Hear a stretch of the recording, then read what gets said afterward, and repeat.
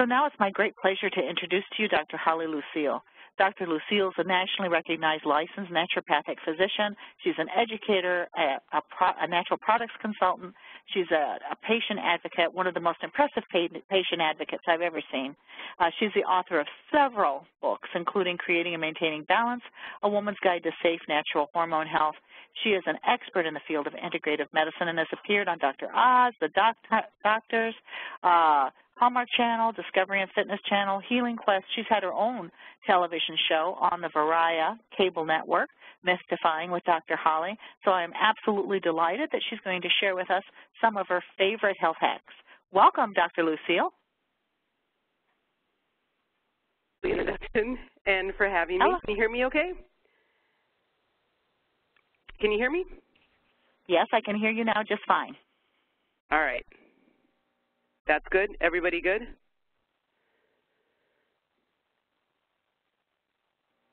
You can hear me okay? Yes, we can hear you. Okay. Sorry. No, that's just fine. So we had a little technical glitch there for a minute, but nope, we can hear you now. Apparently I need some life hacks myself over here. The little mute microphone sound looked like it was muted, but good. I'm glad I'm on. Thank you again for that introduction, and welcome everybody. Thanks for taking some time with us today. I love this presentation, and I'm just going to dive right in and get right to it. And so thanks for all those great instructions as well. Certainly keep track of your comments and questions so we can get you all taken care of by the end of the webinar. So here we go, holistic life hacks for health and happiness. It was funny, hacks, you know, the Urban Dictionary at my age comes in pretty darn convenient and useful because, you know, when I first sort of understood of the word hack, I always had that negative connotation, like somebody hacked into my computer or, you know, hacking was always, but hacks are basically, I think, a fun word and very trendy word, I would say, these days for tips and tricks. And so that's what we're talking about today for health and happiness. And there's going to be some things, sort of the order of this presentation is, there'll be some things that you've heard about, and then maybe some things that you haven't heard about. And that's my goal, is just to give you that tip or trick that you haven't heard about that you might want to incorporate and that you can incorporate quickly, efficiently, cost-effectively into your life to be more healthy and, of course, to be more happy. So just a little bit of an outline.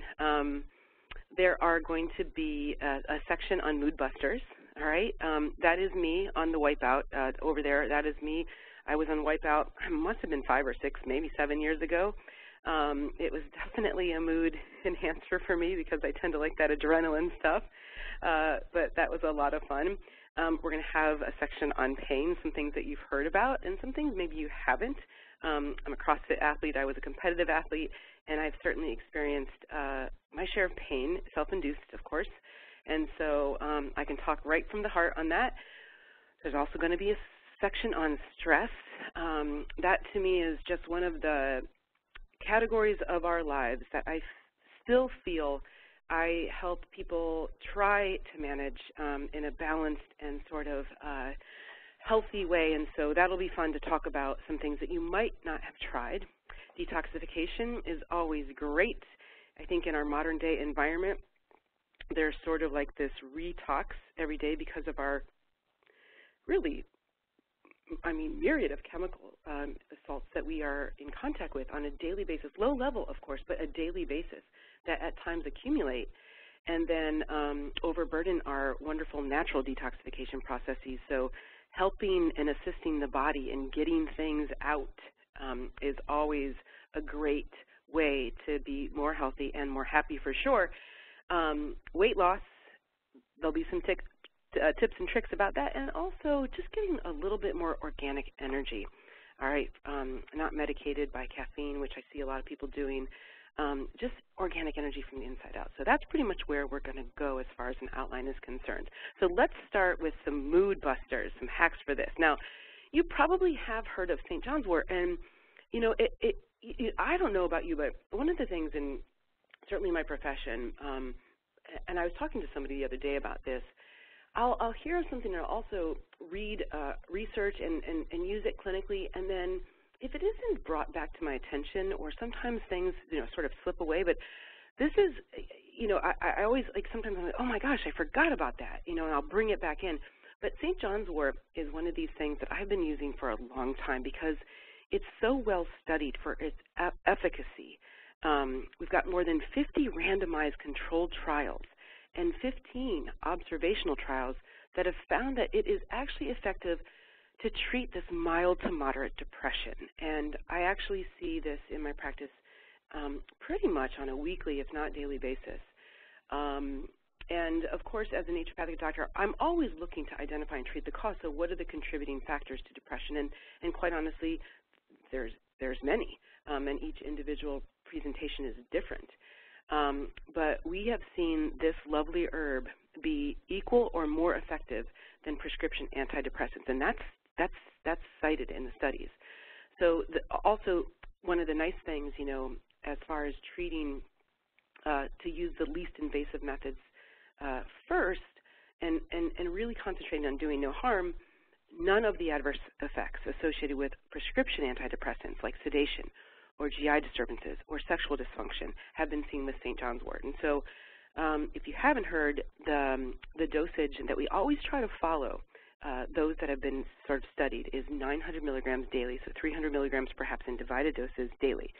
So you've probably heard of St. John's wort, I bet, and keep hearing about it and keep using it because it actually is quite effective. But I'm going to bring to the stage, and you'll hear about this lovely plant and compound throughout this presentation, because one of the things I love about curcumin, which is the active compound from turmeric, is that it has many, many different mechanisms of action. So, for example, like let's say you take a medication, usually like a COX-2 inhibitor, okay?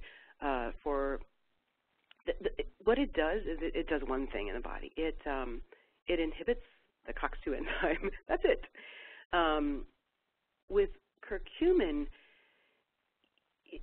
what you want to understand is that this active compound from turmeric has over 100 mechanisms of action. And that's why you're not only going to hear it in the mood-busting section in my little presentation today, but you're going to hear it throughout, because it's just amazing what I've been able to see in my clinical practice this particular compound do. So I know you might have not thought about it, because I think that when this first sort of came on the horizon, we were thinking about cancer, anti-cancer, pain, or inflammation, yes, yes, yes, yes. But guess what? Relieves depression. Symptoms associated with depression as effectively as prescription antidepressants without, once again, the side effects. So now, unlike St. John's wort, it was found effective in people with major depression. So when we were looking at St. John's wort, it was more mild to moderate. In these particular studies, in a most recent study, 65% of people with atypical depression, which quite honestly is a very, very difficult condition to work with, receiving curcumin saw at least a 50% reduction in their symptoms versus 35% of a placebo group. So that was pretty amazing. And you know, what we think about, like, how is this happening? Well, if you think about the etiology of depression, I think one of the things with curcumin is the neurogenesis. So genesis means new, right? So that plasticity, that neuroplasticity that we are talking about these days a lot, being able to wake things back up. And curcumin actually does this. So neurons, increases neurogenesis, relieves inflammation. So, you know, you all probably heard about leaky gut, so the hyperpermeability. Guess what? There's a leaky brain out there that folks are starting to talk about over and over again. And so same thing, we're looking at that inflammation, so decreases inflammation. And so pretty profound results, wonderful literature and studies on this when we're thinking about mood busting. I know it might have not come to your mind, but 375 to 750 milligrams of curcumin, so enhanced absorption curcumin with turmeric essential oil on a daily basis, that's what we were able to find. Now, I know you probably are all familiar with chocolate, but have you ever thought about it, food is medicine, to actually put it on a daily basis with treating sort of melancholy? I would say, so 85% or more of the cacao, okay? Now, that's pretty bitter, but I think it's still such a nice palate cleanser. I think it does a really wonderful job at getting the job done. about 1.5 ounces daily, so not a whole chocolate bar. I do actually like to warn people about sometimes you can get affected by the caffeine or the cacao sort of disrupting sleep. So if you're sensitive to that, please have it back in the middle of the day or the beginning of the day even.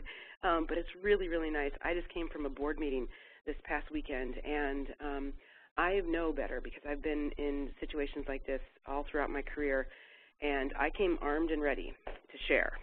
Not only for myself, I thought when it comes after lunch, you have this sort of postprandial slump where your body's trying to work on digestion your lunch, and the last thing you want to do is doing the work that you're doing or strategizing or listening or, the I'm so boardroom kind of thing. And I could see it on people's faces. It was about 1:30, and I just whipped it out. And 4 different dark chocolate bars, and it was great. It was a hit. So think about that. It stimulates the release of endorphins. Those are our feel-good neurotransmitters. So in people with anxiety, daily dark chocolate reduced levels of cortisol, that's our stress hormone, and adrenaline, another part of that stress response. In a study of healthy middle-aged people, dark chocolate increased feelings of calmness and contentment. And then research shows eating dark chocolate, at least, here we go. We've got to pay attention to these things because I think sometimes we hear the headline and we just go, okay, chocolate, and then you're eating milk chocolate or some sort of subpar chocolate. But at least 60% cacao can reduce the risk of heart attack and strokes, especially in people with metabolic syndrome. Now, you might think chocolate and metabolic syndrome don't go together, but we're talking about a medicinal dose, and that's very small. There you have it. So once again, not seeing the same effect for milk chocolate, go for the dark chocolate, and think about it on a daily basis if this is what you are suffering from. And if you're sitting in that room where you know you need to perk the room up and increase the spirits and also the creativity, come armed to share as well, okay? So there you are, some hacks for mood busting. Think about curcumins, think about chocolate, think about St. John's wort, as a regular part of that, but there's hopefully 2 that I introduced to you that you might have not heard of. All right, so let's go into pain. Pain is one of those things where I know that as I get older, I experience more of. I think that we're always constantly trying to watch the health of our cells and our mitochondria, and recovery from any stressors physically seems to take longer, and all of those things need to catch up with folks, but it's certainly something that I hear about in my practice once again, and it can be a huge quality of life issue because if people are in chronic pain or occasional pain, it can stop them from doing what actually helps them perhaps get out of pain and or helps them stay healthy and happy, and that's exercise and move. And so we want to mitigate pain as much as possible. And certainly, this ties right into the opioid epidemic, using those least invasive methods to diagnose and treat first. My mom was in a lot of pain. She unfortunately was in that, sort of loop-de-loop of the pain medications, and they are extremely addictive. And then also when people aren't taught the alternatives, boy, oh boy, you really can become dependent. Like, this is what gets me out of pain. And I get how that happens, but guess what? We've got some things. Now, of course, you've probably heard about Tylenol. Of course, right? So acetaminophen, Tylenol is just one brand, but acetaminophen, it's a pain reliever. It's not an NSAID. It's not an anti-inflammatory device. But acetaminophen is a liver toxin, and it depletes the body of one of the most important antioxidants, and that's glutathione. And acetaminophen toxicity is the leading cause of acute liver failure in the United States. The leading cause of acute liver failure in the United States, and you don't have to take that much. A recent study actually found taking acetaminophen during pregnancy led to 42% increased risk of behavioral problems in children as well. And the other thing, folks, that I really want to highlight, what I see happening too is that I see all of these over-the-counter symptom relievers for cold and flus, that if a kid gets sick, there's a cough suppressant, right? Or let's say there is a fever suppressant or what have you. And I've seen this happen in my practice where moms will, they'll kind of call me like, hey, my kid has a fever, and I'll go through, I'll ask everything they're taking, and guess what? If you add up the acetaminophen that they have been taking in these different, they've got something for a cough suppressant, they've got something for maybe a sore throat, they've got something to reduce the fever. Each and every one of these things has a little bit of acetaminophen in it, and they are not aware of it, and it adds up, and this is dangerous, all right? So just a shout out that you want to be careful and read those labels, all right? Certainly we want people to, be symptom and free, but when you got a cold and flu, if you got a fever, your body's doing its job of killing those bacteria. Why do we cook meat, right? We got to do that. So that's a whole nother webinar, but just be aware of that, because I think it's an extremely important situation. So instead, one of the things you might have not heard about is comfrey. Comfrey is amazing, and especially in a cream, topically, for pain relief and also accelerated healing. You just simply, topically, joint pain, it significantly reduces back pain, effectively treats sprained ankles, knee injuries, sprains, strains, bruising, reduces pain and swelling in joints, as I said, but also burns, cuts, scrapes, bumps. Comfrey is one of those things that I kind of create these little almost like first aid kits for my patients, whether it be cold and flu season, whether it's camping, where people, I think knowledge is power, but also like self-knowledge and self-preparedness is superpower. And so anything that I can do, because it's another tenet of naturopathic medicine, doctor is teacher, docere, it means to teach. The more information and power that I can give the people that I have the pleasure to work with, I think the better off they are, because they don't need me. They get to resource things for themselves. This is something, this comfrey cream, that should be in every single home. I know for me, it's in my travel bag. It is in my purse. It is in my gym bag. It is everywhere, and I need it, unfortunately, all the time. This weekend, I actually hoisted a 14-foot ladder in through my second-story window, because we needed it to change a light fixture in our 17. We have this weird place where the 17-foot ceilings, and you can't take a 14-foot ladder up the stairs because you can't make and I'm like, how is it so? And I am bruised to prove it, but I also have my comfrey cream. And one of the things about comfrey that you might not know, have these alkaloids, these pyrrolizidine alkaloids. Usually I can say it, but as soon as I look at it, I start to stumble. I'm like, how do I say that word again? Pyrrolizidine alkaloids. Needs to be free of those because they are toxic to the liver. So PA, pyrrolizidine alkaloid-free comfrey cream, can be used by children and adults, and I suggest it and recommend it all the time. So when we're talking about pain, this is something, and once again, you don't have to take it orally. This is just something that you have. First, do no harm, least invasive methods first.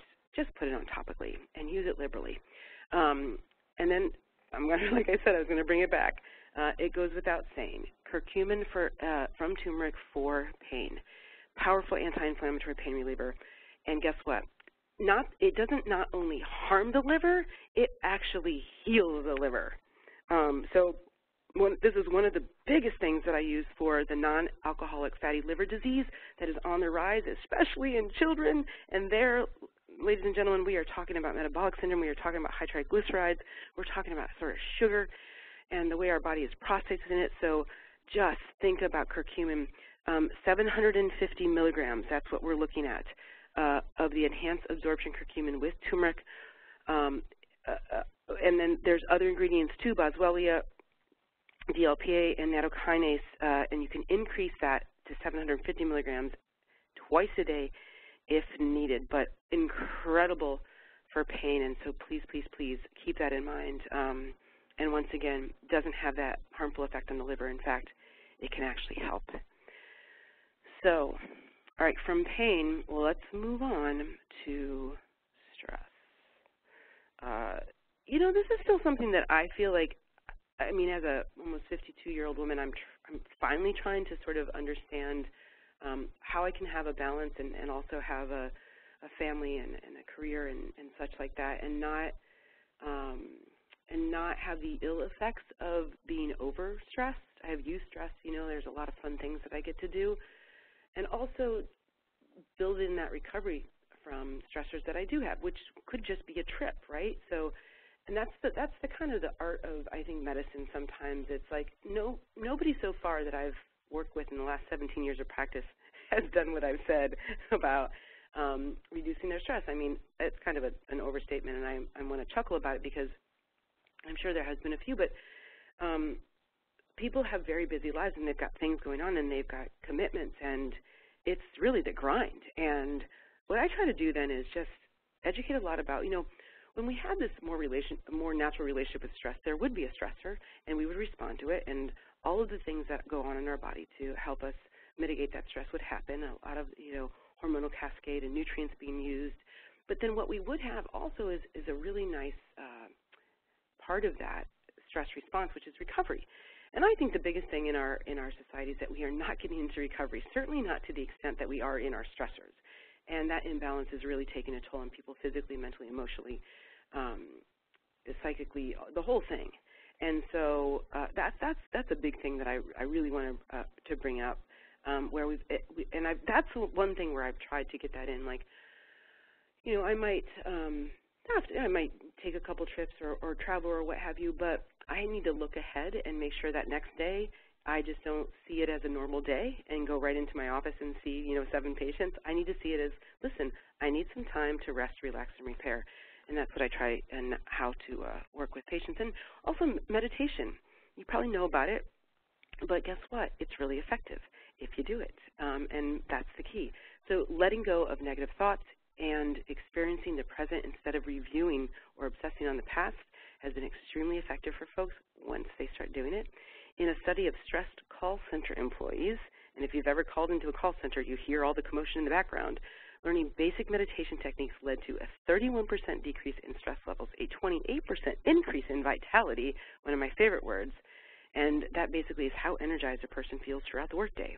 And I think that we could solve a lot of our problems if people felt a heck of a lot more vital during the workday. So there's also a study in older adults with at least mild levels of stress. Meditation for 6 weeks resulted in a 17% improvement in mental health versus not meditating. So I have to tell you the story about this gentleman. I worked with him for a while. He worked on the East Coast, but he lived on the West Coast. So by the time that he opened up his gadgets and devices and computers, there were 3 hours of emails that he had to catch up with. And he came in and said, like, my work is killing me. And he was getting pressure from his wife. He felt like he was losing his family. And we started out with a very simple power pause. And there's actually an e-book. A gentleman probably made $1 bazillion. He wrote this e-book about power pause. But basically, the whole thing was just like, I just want you to take a power pause. Like and he could only do it for about 30 seconds before he opened. Like, and I want just gratitude. Remember what you're grateful for. He had pictures of his family, his 2 kids, his wife. The breathing sort of normalized, and he owned his space before he went into that. So he tried to break that sympathetic do loop, that fight or flight that happens all the time, where he just even anticipated all those emails that he had to get to. And I'm so happy to say that he could only do it for about 30 seconds because it was like, oh my gosh, I have to get those emails. The faster I get to them, the sooner they're over. But he is up to like doing this 30 minutes twice a day, and he's just rocking it. It makes such a difference. So that's pretty powerful. But also adaptogens. This is my favorite class. Well, I've got many favorites. I always say this, but of plant medicine. So ashwagandha, rhodiola, they help the body adapt and also resist the negative effects of stress and illness. I've sort of shifted in my practice, understanding that I can't go home with everybody and make sure that they do what I really feel like they should do. So it's like, okay, well, I'm going to supplement your lifestyle. If you're going to go full tilt boogie, all the way into your 40s, 50s, 60s, then I'm going to try to help as much as possible. The clinical research on ashwagandha is amazing. The clinical research on rhodiola, as far as stress is concerned, it helps boost energy during physical exertion. It increases mental performance and concentration. It relieves the symptoms of anxiety. And so recommendation dosage, 500 to 1,500 milligrams of the combination daily. And if you can on an empty stomach, one of the things too, if people are like, oh, I eat all the time, or just take it, get it in, but on an empty stomach for best absorption, it's going to be better. All right, so let's talk about detoxification.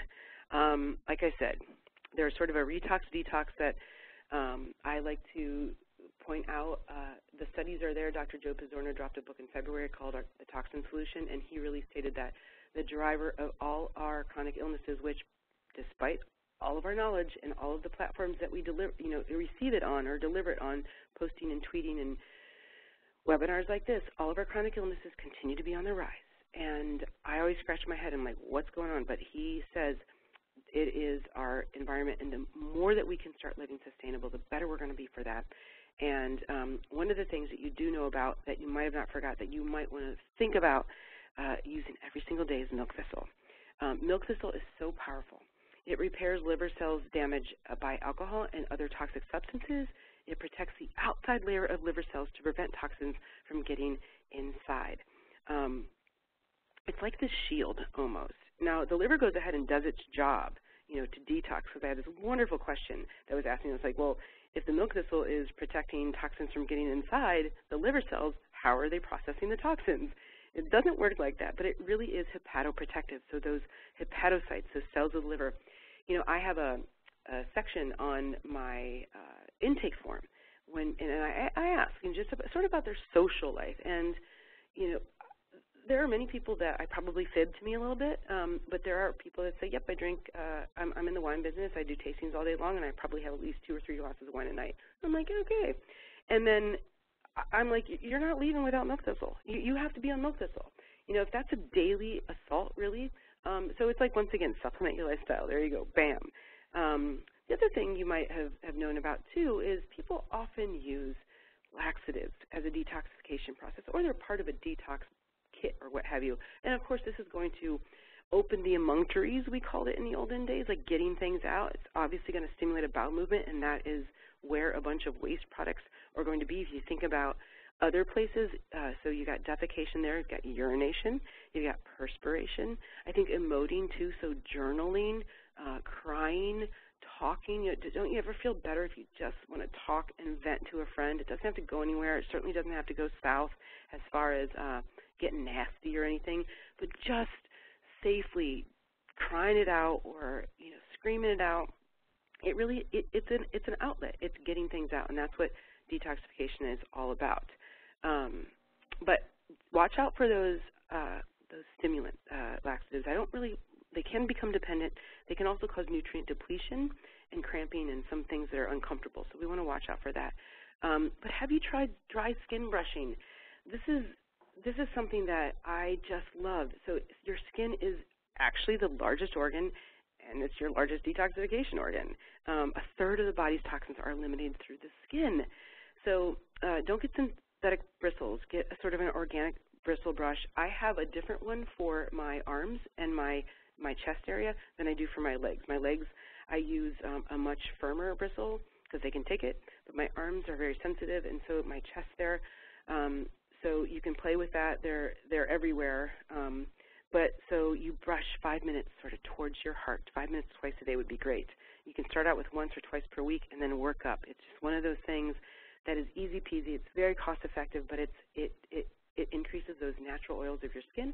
It also increases the exfoliation of those dead cells, and it just helps, get things out. You want to be careful for any open sores or any irritated places on your skin, but it's really quite wonderful. And once again, I told you, curcumin, I'm going to bring it back.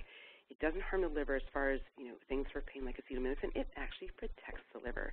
It has the ability to block fat deposits in the liver. So I was talking about, using it for reducing fatty liver disease. It guards against toxic effects of drugs like acetaminophen. It increases, so this is, it increases, and milk thistle does as well, I have to be honest, levels of antioxidant that's extremely protective, glutathione, and it also decreases free radical activity and inflammation in the liver. So liver health, detoxification. It is our most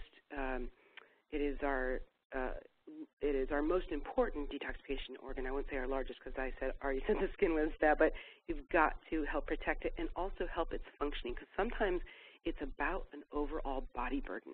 And so curcumin, to the rescue. That's all I got to say.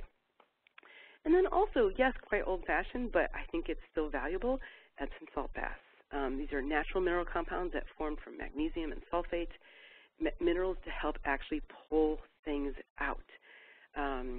Magnesium is so crucial for so many different reactions in our body, and it is the #1 deficient mineral. So we need to make sure that we are getting those magnesium in. It plays a huge role in detoxification. It's required to actually produce glutathione. And so 20-minute soak 5 times a week would be wonderful, 2 cups of Epsom salt. So think about that. Those are all really nice things. And the cleaner your body is, the better. And then do not be afraid of sweating. Another great way to get things out is sweating. Sweating burns calories. It speeds up the metabolic process of the endocrine system. In a hot environment such as a sauna, it's the only detoxification program that has been proven in removing chemical pollutants that accumulate in fat cells, and that's where a lot of these things have a high affinity for in our fat cells. And so once we sweat and we heat up, and that's called lipolysis, we've got those fats that are starting to melt away, and guess what? When that happens, it pours those toxins out, and we get them out. So cadmium, lead, nickel, sodium, sulfuric acid, excess cholesterol. So I want to show you this. That is me practicing what I preach. That is it's a far infrared sauna. It's actually quite obtainable. You can see it on Amazon or whatever. And I have a little bentonite clay mask on my face. And I sit in there for 25 to 30 minutes, and let me tell you something. It does the job. I'm just sitting on a little chair that comes with it, and I get a good sweat on. And I said, the other day, I'm like, I think me being in the sauna makes me happier. That came out of my mouth. And that's just the way I feel. Like, there hasn't been a lot of other metrics that I could, sort of point to that has changed in my life. But I'm like, I just feel happier. And so think about it. And like I said, kind of, easily obtainable. I think cost is I think this was like $229. And have fun with that. But think about that for detoxification. And weight loss, quite honestly, because you're going to get that with burning that fat. Okie dokie. Oh, and energy, too. Let's talk about weight loss. So you probably know creating an energy deficient, a deficit, through calorie counting. So that's basically eating fewer calories than you actually burn. And the weight's going to come up. Yes and no. Yes and no, really. I mean, at the end of the day, sometimes this is counting calories. We got away from calories for a while. I always like to get people back to just understanding how much they're eating, because I think sometimes even in my world, people eat really well, but sometimes if they have a weight loss desire, they're just eating too much for their age and for their activity. So I just draw the attention to that. But, there has been a little bit of research on intermittent fasting. And so that's basically taking the time of the day and eating all of your calories, and then having fasting happen for the rest. Researchers have definitely found that fasting leads to better weight loss results, up to 90% fat loss over time versus 75% fat loss for calorie counting. And in animal models, fasting every other day increased lifespan by about 30%. So there's a lot of different things that are coming out in the research for intermittent fasting. What I've asked my patients to do who want to try this is go for a 12-hour period. So that basically means eat for 12 hours. So if let's say you get up at 6, and then you start eating at 7, you end at 7, and then you have a 12-hour fast, okay? And if you can do that, go ahead and make it to 16. So that's a 16-hour fast, and then it would be an 8-hour feed, okay? So see how that, and where I've seen people have really good results is even doing this 4 or 5 days a week, maybe during the work week, and then having the weekends off, and then you go back to it. Really some incredible results. And so it's sort of just having that 8 hours, so that would be eating from, let's say, 9 to 5. You stop at 5. I have no problem with this because it's so funny. As I've grown older, I just don't feel like dinner sometimes. So I've played around with that a little bit.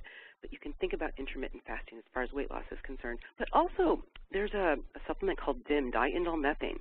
It's I know it sounds like a crazy chemical word, but it is just a compound that is naturally occurring in cruciferous vegetables like broccoli and cauliflower and kale and Brussels sprouts. So, and this has to do with estrogen metabolism. All right. So if I used to make a lot of jokes about me when I'm like, this is just my estrogen reserve, where I started to gain a little weight around my middle, on the top of thighs.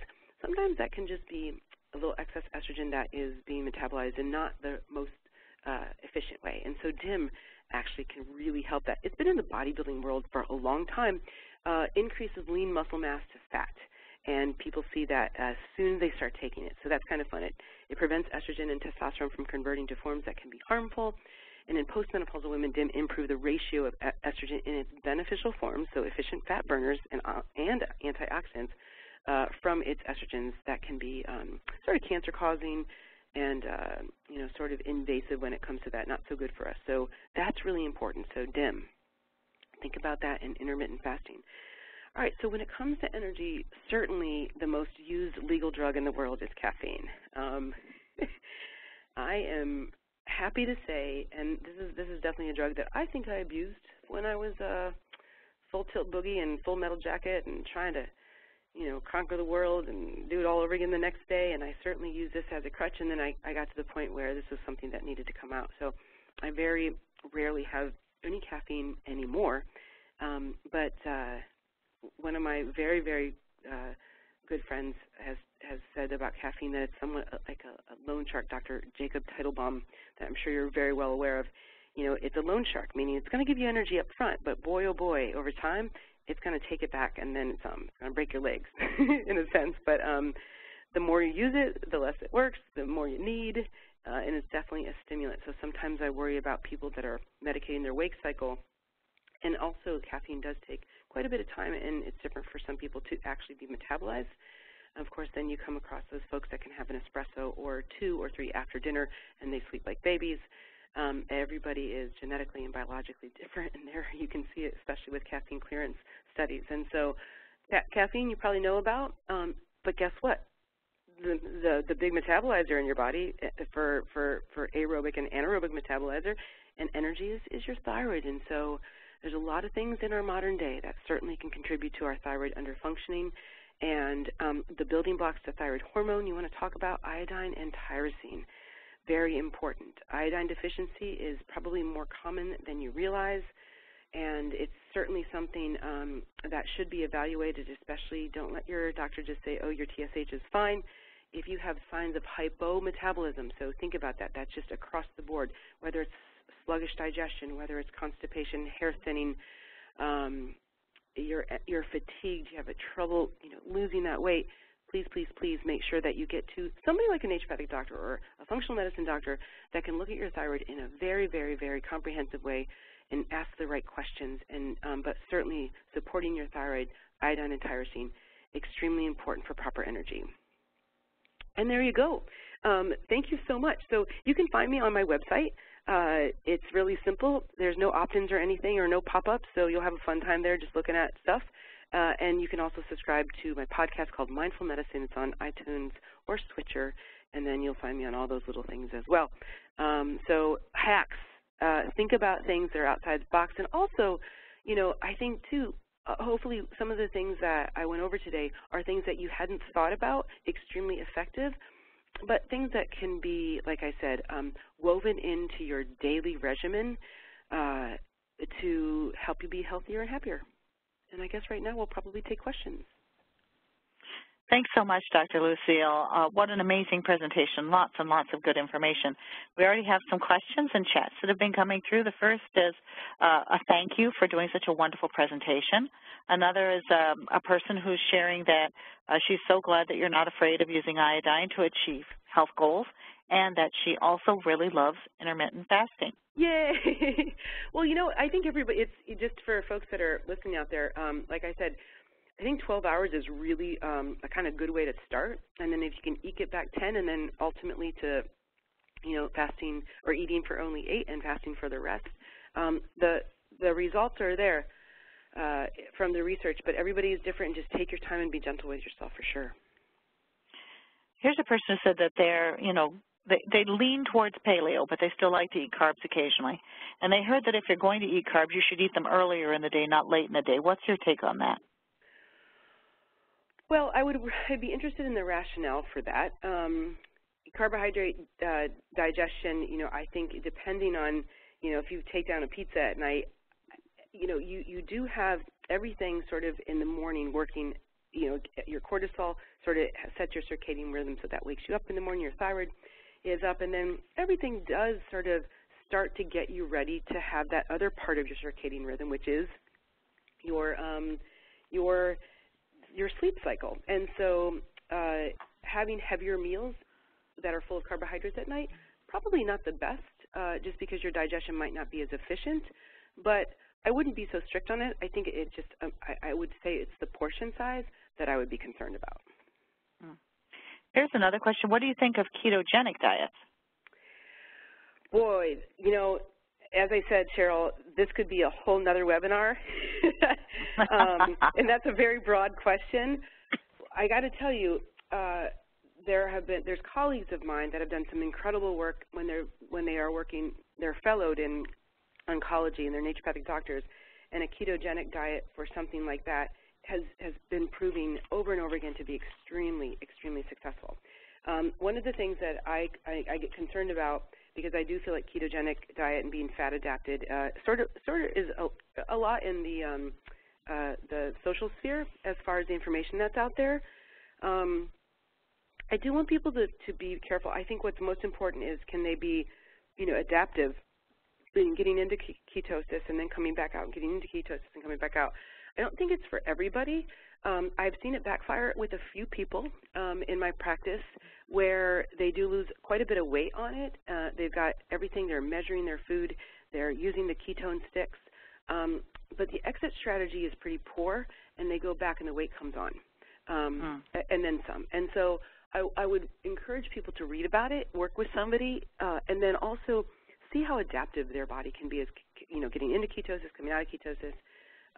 The more and more that I live that balanced diet, you know, as we grow older, probably not eating as much, having good macros, and plant strong, nutrient dense, and making sure that your palate, you know, everything in moderation, including moderation. So every so often, you know, for me, it's fried zucchini and ranch dressing. It's like you just go for it. Wonderful. Here's a question about depression. Is it all right to use St. John's wort and curcumin together for depression? 100%, absolutely.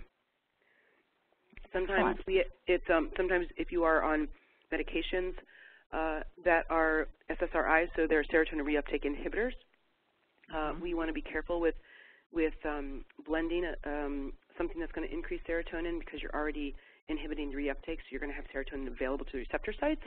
And so you always want to make sure that you're working with your prescribing doctor, or also, you know, as I said, get a second opinion with another system of medicine like naturopathic medicine to see how you can blend the two if needed, or maybe have an exit strategy for the medication you're on. But as far as those two plants together, it's just fine. Yeah, excellent. Here's a question going back to the DIM, the diindolylmethane, where you were talking about the estrogens. They want to know if it decreases the estrogen in your body. Nope, does not. It only has the ability to metabolize the estrogen that you have. And so it doesn't decrease or increase the estrogen in your body. So it only has to do with the way that your body is treating estrogens. And it's really weird, but estrogens are sort of in our body treated like a toxin. And so they have to go through this process. And so we want it to go down the good road, not the bad road. Another question wants to know, do you ever use GABA or theanine in your practice? I do, absolutely. Theanine is lovely. It's an amino acid that's extracted, I think, from green tea, and I call it sort of the naturopathic Xanax, and you can use it. It's an amino acid, like I said, quite liberally throughout the day or at night. It really helps calm people down. GABA, an inhibitory sort of substance. That I like to be a little bit more individualized with. I need to know about the clinical case, because some people do well with it if they need it, and some people don't do very well with it if they don't need it, and depending on where their neurotransmitters are. So that's just something that is you know, that's where, you know, that clinical information is really important. All right. Here's an interesting question. Somebody wants to know what your desert island supplement is. If you were stranded on a desert island and you could only have one type of herb or one type of dietary supplement that could fix as many problems as possible, what would that be? Or do you have one? I think that if all the participants would just weigh in and guess, I bet they would guess right. I mean, it's got to be curcumin, and I'll tell you why. It's just because of how it's the breadth of things. You know, I think about it for HPV. I think about it for depression. I think about it for inflammation, pain, anti-cancer, all of that stuff. I think about it for, protein kinase. There's so many things. Diabetes. Like I said, non-alcoholic fatty liver disease. And so if I had to go to a desert island and I was like, it's what I would take. It's what I would take to give, and it's what I would take to take. Yes. Great. All right. Let me see if there's any other questions that have come through. I'm checking both boxes just in case someone accidentally sent via the chat box. Nope, I think I got all the questions. Well, thank you so much, Dr. Lucille. We really appreciate you taking time out of your busy day and your medical practice to share these life hacks with us.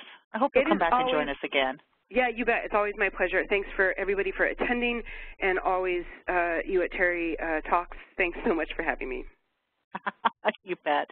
All right. Hey, folks, if you're interested in learning more about natural medicine, you can sign up for a free weekly newsletter from Terry Talks Nutrition, terrytalksnutrition.com.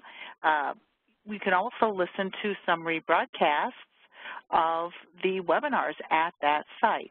And if you do sign up for a weekly newsletter, please know that we are very scrupulous about the use of your emails. They're never sold, so you will only be getting emails from Terry Talks Nutrition on their weekly newsletter. You can also follow Terry on Twitter. We'd be honored if you liked us on Facebook for your daily dose of inspiration and natural medicine. We hope you'll join us again for another Terry Talks Nutrition educational webinar. Thank you so much for taking time out of your busy day to learn more about natural interventions for health. And until we meet again, good health to you. Bye-bye.